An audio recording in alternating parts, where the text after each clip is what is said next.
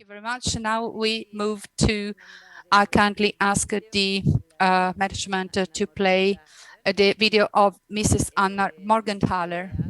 Compiuto studi in filosofia e psicologia applicate in educazione all'Università di Zurigo. Completed her studies at the University of Zurich. She's analyst at the Institute Jung in Zurich, and since 1978 she's been working in Zurich as a psychotherapist, and she also carried out studies as educator, and she carries out researches at the University of California, Berkeley, on the she's carrying out a research on archetypal models of mathematics and of didactics and ethics at intercultural level. She's married since 1984. She's very often in the USA, namely in Arizona. The floor is yours. Dear friends of Dante and Jung, I speak to you about hacking the good heart, the initiation of Beatrice. And first, I will talk about the similarities of Jung and Dante. They are both great spirits, no doubt. Both of them became what they were through some existential crisis in their personal and professional lives. It is as if we humans would need crises, politically, personally, as well as socially, and of our health, to keep a balance and not to become too superficial in life and too ordinary and unconscious. But especially in order to develop skills and proficiency in all life's areas. Great men and women all have lived through many life crises and courageously tried to find a good solution. Each time when you are able to solve a problem, be it in your family, be it at work, be it inside of you, for example, some lack of self-confidence or depression, each time you will come out stronger, more competent and proficient in the area you successfully coped with. The biggest chance, though, lies becoming creative, confronting one's crises. While finding causes and mistakes, you unconsciously stimulate creative ideas for solutions. It is the special merit of Marie-Louise von Franz, a most dedicated colleague to Jung's teaching and the most creative colleague, to have discovered that without pressure in life, without existential situations, humans do not become creative. An artist, as soon as he has no existential distress, starts to repeat himself because he lacks the existential pressure to create something special if life itself is not demanding of it. She interpreted crisis as a call from life to perform a new way of special results, and in so doing, keeping culture flourishing and practical life succeeding. In fact, Jung and Dante created their masterpieces of theories and literature right out of most existential crises. Dante had his vision just before he was banned out of his hometown. He began to write before he lost his position, but his personal grand opera he wrote after, and out of his existential experience of falling out of his position and honor. But he became a world-famous poet, writing his Divina Commedia after having succeeded to survive without a steady job and after having been banned out of town and even sentenced to death. Jung had several deep crises too. The separation of the Freudian school of psychoanalysis was probably the most dramatic one.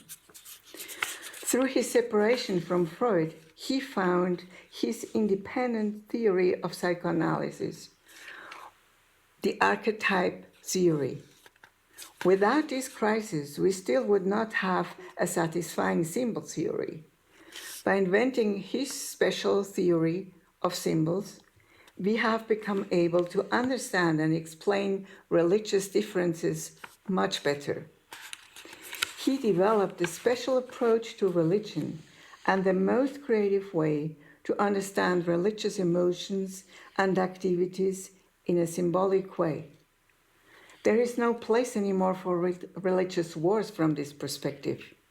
Differences have to be understood as related to specific times and environments, according to the typology of its founders, and especially through the deep meaning of their symbolic expressions in their narratives and myths. Jung considered religion as essential for psychic health. If humans do not have a world much vaster than their own to connect with, more powerful than theirs, they develop egomaniac theories and narcissistically maniac self-imagination. Theories can be wrong, and if they are, it is because they were found under certain conditions, out of an angle without taking many others into consideration. To be always right, to know the absolute right solution, we would need a guiding voice embedded in the whole of reality, taking absolutely all influences into consideration. This is what computer sciences are trying to do today. Jung's symbol theory is a path towards this broader overview of life. It shows methods to reach out to unusual solutions and explanations of problems, because symbols contain a kind of absolute knowledge, but it's not so easy to access it. Symbols contain more than subjective views. They contain a vision from a higher and more inclusive perspective. They connect us with some higher or vaster pool of wisdom, if we are ready to listen into them, and contemplate the many possible informations they contain and communicate to us. Other religions, therefore, have not to be looked at their organizational structure, but at their symbolic narratives.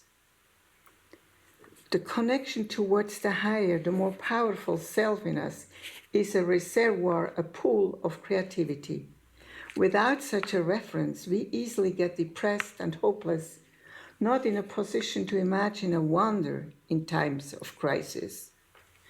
If you imagine there is a power much greater than you, any crisis in life contains a chance for a wonder, for an unseen solution none other has thought about before. The pandemic has shown how contradictory the so-called sciences can be, how much in their struggle towards objectivity, financial honor, competition influences played a falsifying role. The daily news about research results were often so contradictory that it was difficult to find orientation. The politicians tried hard to follow what scientists advised them as the solution. But what to do if one day masks are considered of no effect, and sometime later we all had to wear masks to be safe from the virus? It shows that science looks into problems from certain perspectives of the science community and the individual scientist. It lacks the overall vision of which scriptures narrate as being an attribute of God. All science is made by man and within a specific perspective. Religion, if in search and preach and in research of truth from a vision of religion searches truth from a vision of the whole, including all aspects of life and afterlife, material and immaterial, psychic and spiritual and physical. The God of Dante is called the self by Jung, a reality including everything and containing a much vaster knowledge than science or art. It contains eternity as well as time and space and all knowledge about it. But since we humans are not able to perceive the whole as a whole in all aspects, We need symbols to connect us with this greater reality, which could bring a solution. Life as a journey of the soul is a global metaphor, describing the search for answers of life's existential question. But used as a symbol, it is more than this.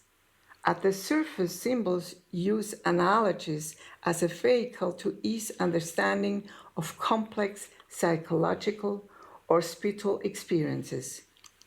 We all understand what the journey is, but it is hard to grasp the complexity of life as a whole. The symbol of a journey simplifies and allows a fast access to an understanding of it. By contemplating the symbol longer, we find its plurality of meanings. We get the broader vision of more what it could reveal. The next title is what Jung says about interventions from a higher and broader view in our crisis. We find Dante in such a life's beginning in the dense forest in which he is lost, as a symbolic expression of his existential crisis and his deepest despair. And in this moment, Virgil is sent by Beatrice to his help. Dante had his great vision before he was banned out of Florence. Means that help from the beyond was already preparing an intervention before he was actually in the most critical situation of really being banned and condemned to death.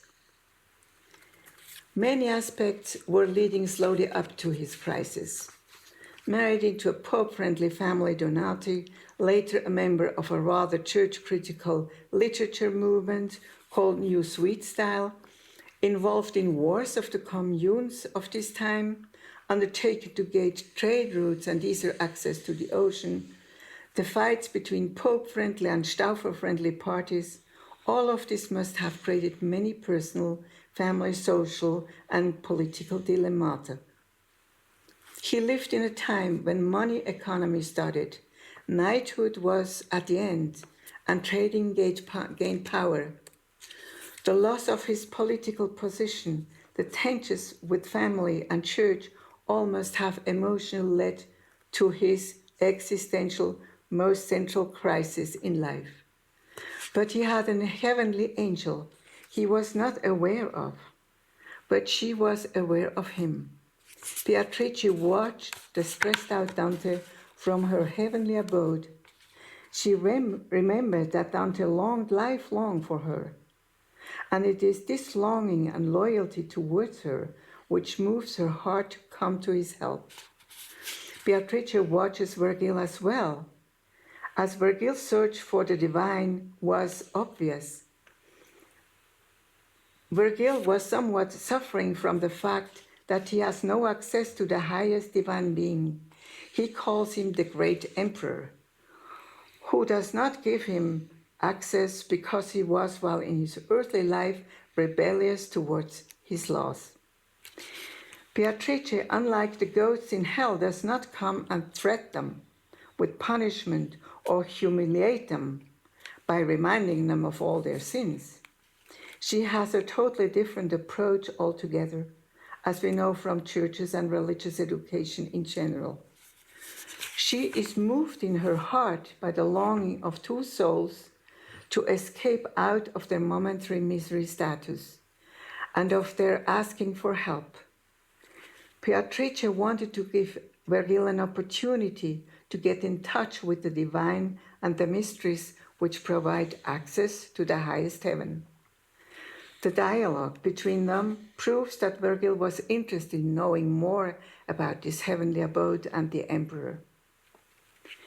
Touched by these longings, she decided to descend to their abode. To Virgil, who lived on the green meadows in the limbo hell, he described in his bucolic poetry, and to offer him an option to get closer to the emperor, although not yet an access. And she set conditions. The condition was that he guides Dante, who has lost completely his orientation in life, through hell. She wants Dante to be shocked. What could happen to him in case he would go on with his sinful lifestyle? And she promises Virgil to stand as a ransom for him in front of the emperor, that when she will stand in front of the emperor's face, she will remind him about the good deeds Virgil performs, guiding Dante through hell and purgatory, and with his will move the emperor's heart, as well as prepare a way later to get up there too. But so far, Virgil is only allowed to accompany Dante until the gate of paradise. Virgil is well versed in the rules of hell, and who was in there, and where, and what for. And he agreed to serve Dante with his knowledge, to understand to what effect sin leads to, what sufferings and punishments to expect should he decide to continue his old lifestyle. She, with his help, wants to provide an insight into ethical cause and effect to both of them. Virgil is competent for this task. He is well versed, and he agreed to the given tasks. This dialogue between her and him proves also the high abode and the same level of the emperor with Beatrice. She is a woman high up on top with the emperor. Virgil wondered how she could come down without being harmed. She answered as if initiating him into a higher mystery of the divine. Having once reached up high, coming down does not harm a soul, because the reason for descending is the only wish to help and love a struggling or spiritually longing soul. There is no other motives in such a soul. Beatrice's safety in hell comes from her acting out of pure love. This characterizes all souls in heaven. There is no ambition, no desires in them. Since they have reached a state of eternal bliss, inhabitants in heaven have no space in their heart for any unfulfilled wishes, and they can be sent down with any mission from heaven. Besides this, their safety lies in the divine mission of their undertaking and the purity of motives with which this mission is delivered. But the genius of her method is hacking the heart's dreams of Virgil as well of Dante, in order to angle their readiness to go through all hardships demanded from those who want to reach up high. It is not an easy path, what they want. To really reach high, you need another approach than threats and punishments. These are methods for criminals without skills for insights. To attain a better adaptation to social rules for people, and for people with a defect in their conscience. To stimulate change and transformation for reasonable persons, one needs to offer insight into causalities between deeds and consequences. And this is what Beatrice tries. But she does more than this. She designs destinies. And in this she is doing something hackers do. She enters the hidden weakness of both, the hole in their life and thinking style system. She hacks the weakness of their heart. She enters without that they know of it and stirs up their motivation for transformation. Their weakness is in both the same. Both want to be famous and to be poets, world-famous poets. Now, this is not a modest dream, and it could end up in a world-famous warrior destiny as well as in a sustainable lucky paradise experience, if they would not be accompanied with a longing for spiritual heights as well.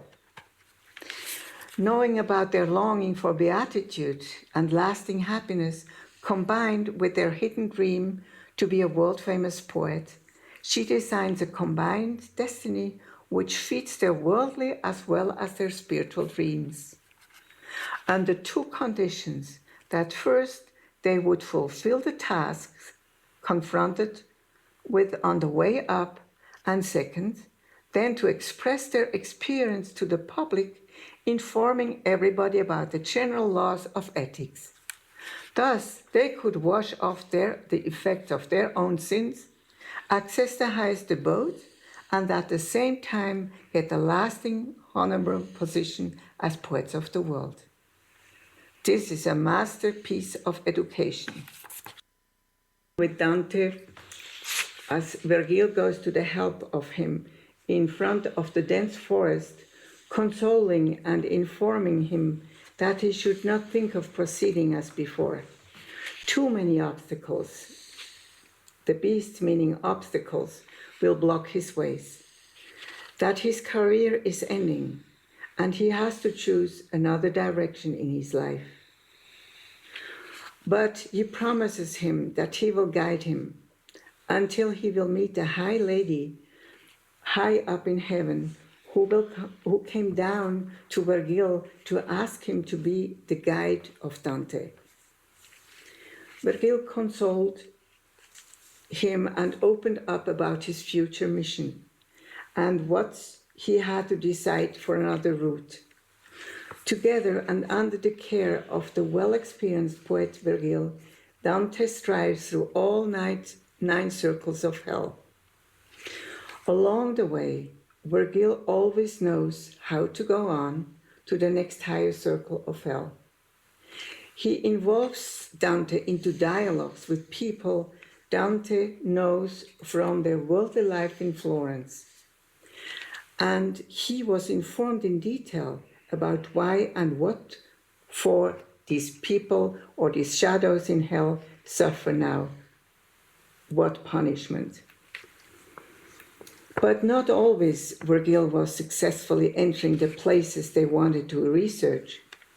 He was not able, for example, to enter the gate of the town Dis, within which many citizens from Florence were burning in fire. The city was heavily watched by the most evil witches and Erinyes, and they were threatened by evil spirits trying to separate Dante from Virgil and wound them. They both were stuck and both afraid to die, and never to make it out of this horrible place. And it is there where Virgil, who knew the place from former visit, experienced the difference of high spirits, of angels, from godly messengers within the polytheistic belief system.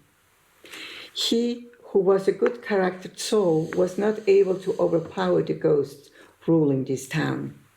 Witches and Medusa, sorcerers, with all tricks black magicians are competent at, defended the city. And it is here where there is an angel coming down again for help. An angel with a magic stick touching the gate, and immediately it opened. So obviously this angel had much more powers than Virgil knew before. After verbally attacking the spirits, trying to hinder someone with a mission from up high to fill it, the angel left again. Virgil understood that the power to overcome such archetypal low evils, one needs the help from high up. No polytheistic power is strong enough to get through such dark evils. Together Dante and Virgil walked upwards and climbed with all the repenting other souls up to the heavenly gate. They walked the path of purgatory with the repenting other souls and reached the door of heaven. Dante, with this part, integrates the old dialogue between the polytheistic and monotheistic concept of God. And he's famous for that. Polytheistic belief in many gods, but they were not considered flawless, not perfect as the one of monotheistic understanding. The gods allow to sacrifice animals and humans in order to fulfill worldly wishes and to eat meat. In general, they allow prostitution to heal and fulfill beauty wishes of temple customers. They are all helpers in worldly situations for less ambitious religious persons. The monotheistic God does not allow to kill, nor prostitution. He does not allow any exuberant use of desires or emotional drives. Monotheistic aspirants aim for divinity and exit from all material realms into all knowledge and all powerful states. This kind of power, monotheism says, is promised only to the most disciplined and most loving, purest souls. Therefore, they have to lead a very pure life. Virgil, a famous court poet of Caesar Augustus Octavian, worshipped gods and therefore had no access to the high guy he calls emperor. But as it is typical for polytheistic rulers, they are successful in wars, in material possession and luxurious lifestyles, and they surround themselves with beautiful women. Beatrice, though, she died at an early age and lives now high up with other holy souls in paradise and above. As in this world, you'll find in the beyond, on every level, souls who are given diverse roles.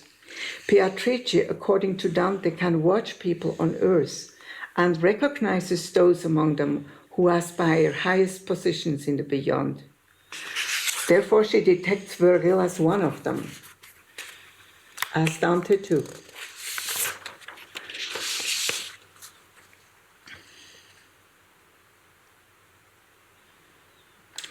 So what we can conclude of Dante's theories about polytheism and monotheism is that sins are not bad per se.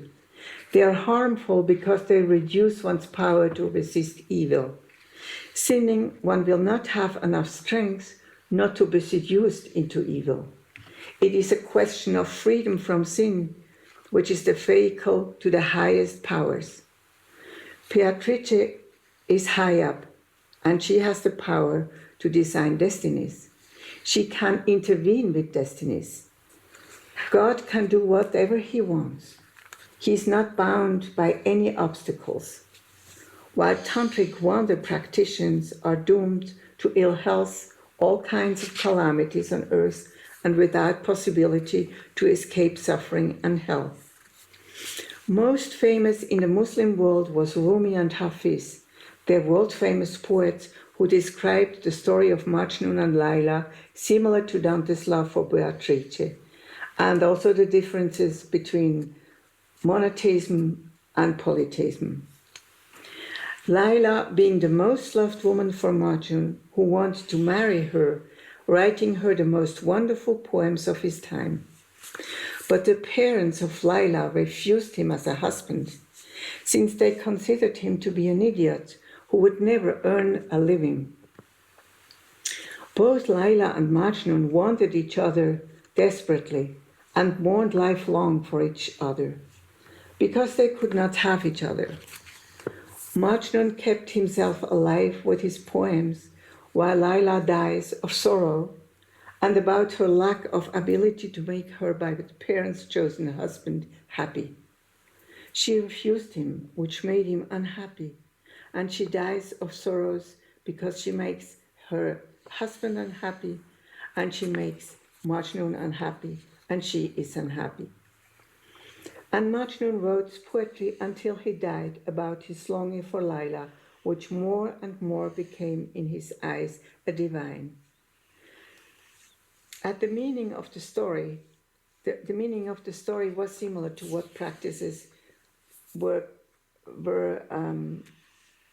practiced in Sicily 2 generations before Dante. The romantic feeling of romantic love should become the vehicle for the inner spiritual development and enlightenment. It should intensify one's love capacity in the sense that no egoistic motives would enter one's love and worldly actions, expressing a total surrender to higher spiritual ideas of love. And this is the end of Dante's journey high up. He was to understand that all is held together by the power of love, and there are no limits of performance and power for one who loves in this pure sense.